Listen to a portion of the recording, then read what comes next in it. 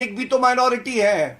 Jain, Buddha, Parsi, Christian, इनको तो दिक्कत नहीं है। बल्कि मैं तो ये कहूंगा, अगर ओवैसी जी की डिग्री सही है तो लॉ कमीशन ने सुझाव मांगे हैं 14 जुलाई तक। सबसे पहले तो वहां सुझाव दे।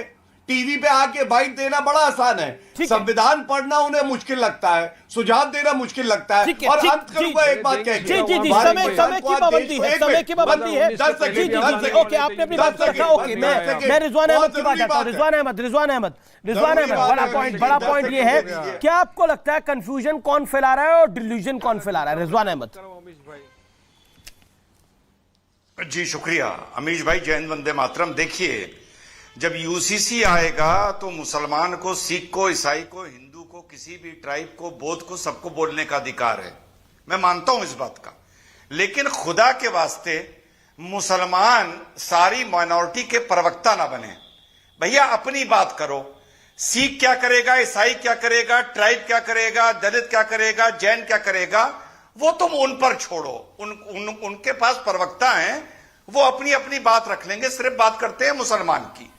हमारे वारिस भाई ने बोला हिंदू अनडिवाइडेड फैमिली से देश को नुकसान हो रहा है। बिल्कुल नहीं होना चाहिए। यही तो फायदा है यूसीसी का। यूसीसी सिर्फ मुसलमान के लिए नहीं है।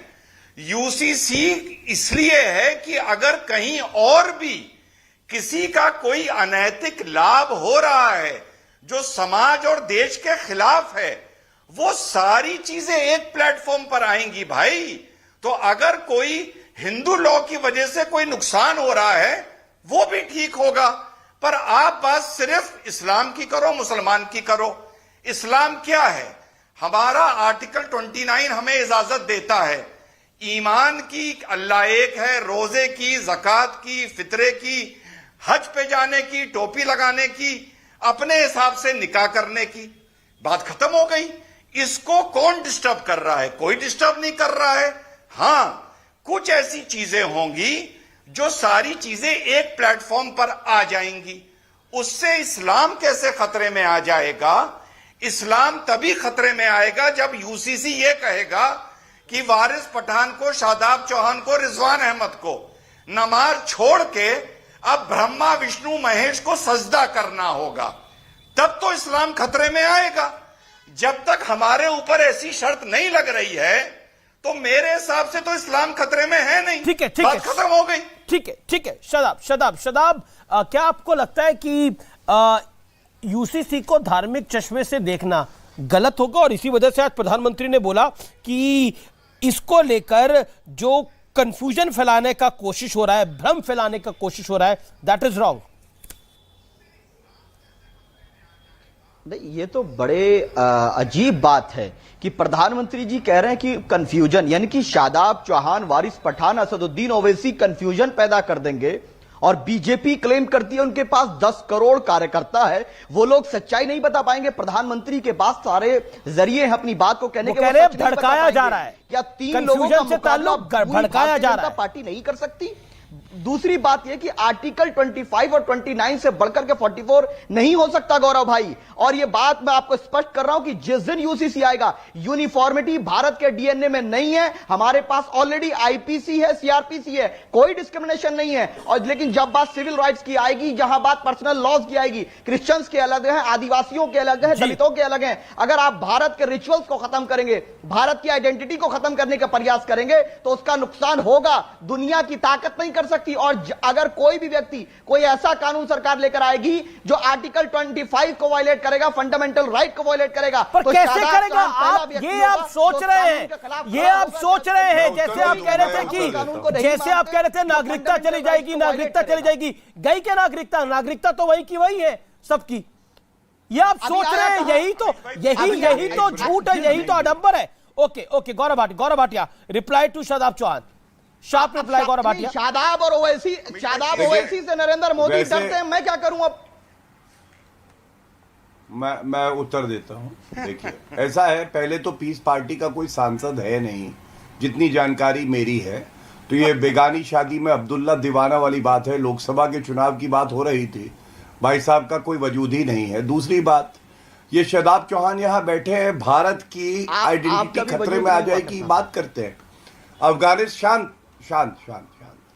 अफगानिस्तान में तालिबान राज आया था, इन्होंने एक ट्वीट किया था, बधाइयां, तालियां बजा रहे थे, कह रहे थे निजाम मुस्तफा का राज कायम करेंगे। अरे भारत की जो पहचान है, संस्कृति है, भाईचारा है, रिजवान भाई बैठे हैं मेरे यहाँ भाई, उसको तो आप चाहते हैं बदलना, आप तो निजाम मुस्तफा चाहते हैं। तीसरी बात, मेरे छोटे भाई है, मुझे नहीं पता इनकी शादी हुई, निकाह हुआ या नहीं हुआ। आपकी अगर बीवी है और अगर नहीं है तो मैं कहूंगा जो आपके संबंधी है वो बहन आए और आपसे कहे मैं 4 शौहर रखूंगी एक ही घर के नीचे छत पे, आप मान जाओगे? आप संविधान की बात कर रहे हो ना, 4 शौहर रखेगी कोई आपकी जानने वाली मुस्लिम जो हमारी बहन है, आप मान जाओगे? तो क्यों चाहते हो भाई कि वो 3 बीवियां और रहे और वो बहन बुलाए उसे? तुम उत्तर दे सकते हो? नहीं दे सकते। और अंत करूंगा एक बात कह के, जी सुप्रीम कोर्ट ने, अरे वारिस भैया आप रह लोगे, आप रह लोगे, कोई लॉजिकल नहीं। मुलायम सिंह यादव सब बोलेंगे तो कैसे सब बोलेंगे तो कैसे? शदाब और वारिस में से एक बोले, ओके, शदाब और वारिस में से तो एक बोले कम से कम, ओके ओके। अमीश भाई 30 सेकंड नहीं, मैं दूंगा आपको रिजवान, मैं आपको 40 सेकंड दूंगा लेकिन वक्त के साथ। हाँ। Okay okay okay, Shadab 30 second, Shadab 30 second. Gaurav भाई को शादाब की बड़ी चिंता है, लेकिन उन 22 लाख बहनों की चिंता नहीं है जिनको उनके पतियों ने ना तो तलाक दिया है और ना ही उनके साथ रह रहे, उनको छोड़ दिया। उनके परिवार की चिंता ना प्रधानमंत्री को ना गौरव भाई को, उसमें से एक हमारे गुजरात वाली भी है, उनका बड़ा सम्मान करता हूं। नहीं बात करना चाहते, नहीं, अगर आपकी बीवी हो और कहे कि 4 शौहर रखूंगी, अब आपके 30 सेकंड का ऑडियो डाउन, कल्चर का प्रोटेक्शन आप नहीं जीत सकते, आप इतने बड़े नहीं हुए हो जो बाबा साहब मैंने तो एक सवाल पूछा, audio down. Okay, Rizwan Ahmed 30 seconds. Amish भाई देखिए, वारिस भाई मेरे भाई हैं, शादाब मेरा छोटा भाई है, कहा सुनी अपनी जगह। अभी शादाब ने बोला, वारिस भाई ने भी बोला कि कोई दुनिया की ताकत ये नहीं कर सकती। यही डायलॉग मैं सुन के बड़ा हुआ हूं। 1985 में शाबानों को जब अब खर्चा मिलना था, यही मैंने डायलॉग सुने थे, तब मैं बड़ा यंग लड़का हुआ करता था। तलाक के बिद्दत की बात आई, शायरा बोनाओ की, मैंने यही डायलॉग सुने। 370 पे मैंने यही डायलॉग सुने, राम मंदिर पर मैंने यही डायलॉग सुने। तो यूसीसी मैं मानता हूं कि पेचीदा बात है, लेकिन मेरे भाई शादाब, मेरे भाई वारिस पठान, इस देश में बहुत से ऐसे काम ऑलरेडी हो रखे हैं जिसके लिए मुसलमानों ने कहा था कि दुनिया की कोई ताकत ये काम नहीं कर सकती। तो इतनी बड़ी बड़ी बातें बोलकर किसी को गुस्सा दिलाना और बलगलाने से कोई फायदा नहीं होता है। जो भी यूसीसी आएगा पहले फॉर्मेट सामने आने दो, जवाब ले लेते हैं, फिर बैठ के देखेंगे कि इस्लाम खतरे में है या नहीं है। अरे सुनिए, वारिस पठान, मैं एक सवाल पूछता हूं, एक सवाल आपसे पूछ रहा हूं। यूसीसी में अगर सबको, अगर एक घर है, एक भारत है, तो 2 कानून क्यों चलेंगे? एक कानून होना चाहिए। वही तो मैं बोल रहा हूं, तो एचयूएफ हटा देंगे क्या मोदी जी? जो हिंदू डिवाइडेड फैमिली का वो है, गुजरात के अंदर तो एक कानून है कि जहां पर मुसलमान आदमी हिंदू के एरिया के अंदर घर नहीं खरीद सकता, वो कानून को हटा देंगे क्या? हाँ, कहीं पर स्टेट के अंदर गाय मम्मी है, कहीं पर गाय यम्मी है, उसका क्या करेंगे? हटा देंगे क्या? इसीलिए मैं बोलता हूँ ये नहीं कर सकते, और ये संविधान को खत्म करने की बात है। लेकिन ये संविधान, तो ये तो संविधान का ही हिस्सा होगा ना अमीश भाई, संविधान कैसे खत्म होगा? संविधान का तो हिस्सा होगा। Rizwan Ahmed article 25 unaffected fundamental right देता है ये। देखिए वारिस भाई एक बात सही कह रहे हैं, खत्म करने के लिए मोदी जी, अमीश भाई, देश का ध्यान भटकाने के लिए। तो चलो 2019 के चुनाव के पहले भी इन्होंने बोला था हम आएंगे सरकार के अंदर, यूसीसी को खत्म कर देंगे।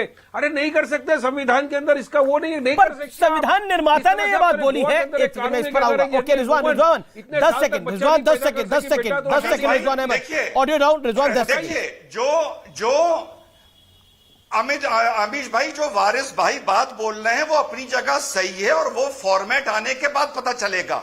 ऐसा नहीं हो सकता कि यूसीसी सिर्फ मुसलमान को टारगेट करेगा, ऐसा बिल्कुल नहीं हो पाएगा।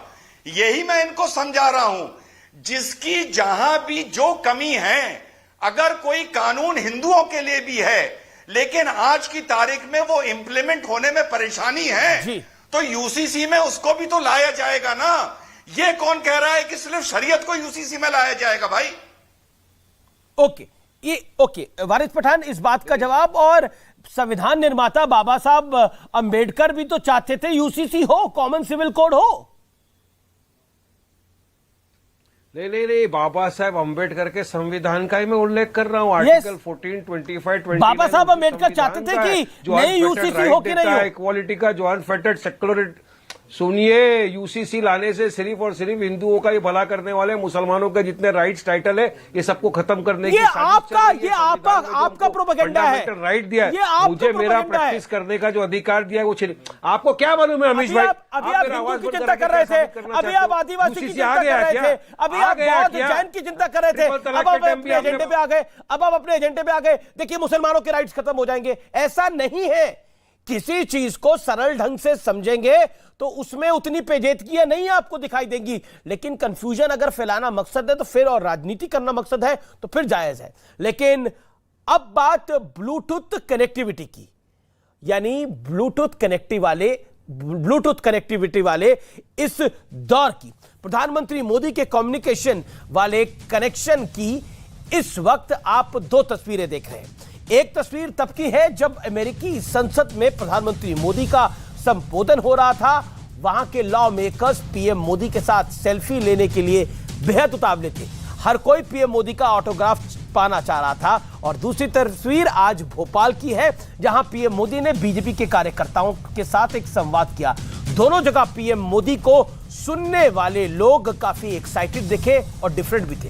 हालांकि दोनों जगह एक दूसरे से अलग है, दोनों जगह की ऑडियंस भी एक दूसरे से बिल्कुल अलग है, लेकिन प्रधानमंत्री मोदी की कम्युनिकेशन स्किल्स का इंपैक्ट दोनों जगह एक जैसा रहा।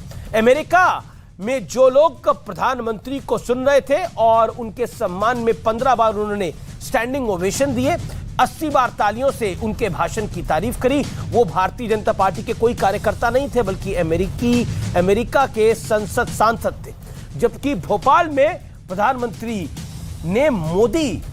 ने जिन लोगों के साथ संवाद किया वो विशुद्ध रूप से बीजेपी के कार्यकर्ता थे। लेकिन जैसे एक ब्लूटूथ ईयरफोन, मोबाइल, लैपटॉप और टीवी सभी के साथ काम कर सकता है, शायद उसी तरह नरेंद्र मोदी की संवाद क्षमता भी कुछ ऐसी ही है। वो हर किसी के साथ कनेक्ट हो जाते हैं। एग्जाम्पल के तौर पर जब प्रधानमंत्री मोदी अमेरिकी संसद में थे तो वो भाषण दे रहे थे, तो उन्होंने अमेरिकन ड्रीम की बात की। ये महज एक शब्द नहीं है, बल्कि अमेरिकन्स के जीवन जीने की एक फिलॉसफी है। दूसरी ओर उन्होंने भारत में जब भारतीय जनता पार्टी के कार्यकर्ताओं को भारी भरकम शब्दों का इस्तेमाल किए बिना बेहद सरल अंदाज में बता दिया कि 2024 में पार्टी का एजेंडा क्या रहने वाला है, यानी संवाद ऐसा जो सुनने वालों के दिल को छू जाए। Throughout your history, you embrace people from around the world and you have made them equal partners in the American dream.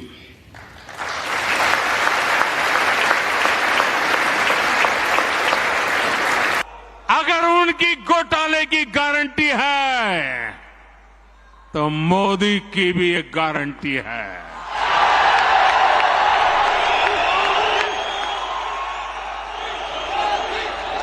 और मेरी गारंटी है, हर घोटालेबाज पर कार्रवाई की गारंटी। प्रधानमंत्री मोदी के संवाद की एक खास बात यह है कि उनके भाषण में हल्की बातें नहीं होती, यानी जो बोलते हैं उसके मायने काफी गहरे होते हैं। इसके अलावा प्रधानमंत्री मोदी अपना कनेक्ट बनाने के लिए अक्सर स्थानीय भाषाओं और बोलियों का भाषण में इस्तेमाल करते हैं, जो बहुत महत्वपूर्ण अंग है उनके भाषण का। प्रधानमंत्री मोदी जिन लोगों से बात करते हैं उन्हें वो खास महसूस कराते हैं, उन्हें बताते हैं कि उनकी इंपॉर्टेंस क्या है। इसके अलावा पीएम मोदी के वर्ड प्ले भी काफी इंप्रेसिव होते हैं। पीएम मोदी की संवाद क्षमता का लोहा विपक्ष भी मानता है और कहता है कि प्रधानमंत्री मोदी की वाक कटुता का सानी कोई नहीं है। यह बहुत बड़ा एग्जाम्पल है, इसलिए मैंने इसको ब्लूटूथ कनेक्शन के साथ जोड़ा, क्योंकि नरेंद्र मोदी का कनेक्शन भी हर किसी के साथ, हर वर्ग के साथ, अमेरिका से लेकर भारत में बीजेपी के कार्यकर्ताओं के साथ जोरदार तरीके से हो जाता है। फिलहाल इस खास कार्यक्रम यानी आर पार में इतना ही।